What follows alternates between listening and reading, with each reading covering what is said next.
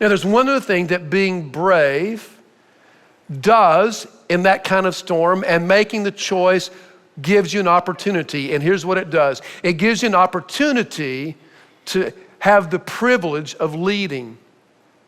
That's exactly what happened to Paul. He was this non-anxious guy on the boat. Everybody else was fearing for their lives. They were struggling, they weren't eating.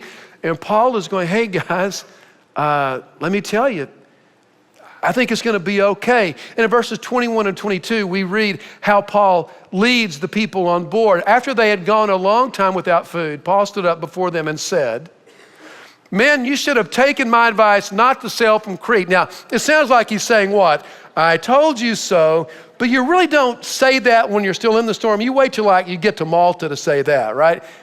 I think what he's doing here, he is trying to validate the legitimacy of his voice and what he's going to say.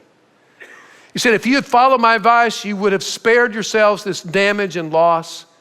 But now I urge you to keep up your courage, because not one of you will be lost, only the ship will be destroyed.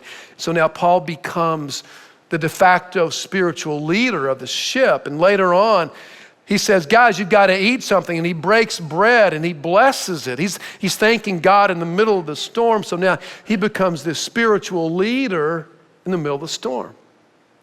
Now, if you stop and think back to the times maybe in your business life when things were kind of collapsing around you, who were you looking to in those moments? You were looking to someone who had courage and bravery, and they were remaining non-anxious in the presence of it. When you lost someone to death in your family, and you were all surprised and it was sudden, and you're trying to discern what to do and how do we move forward, who do you look to? You look to someone who's exhibiting some courage in that moment, right?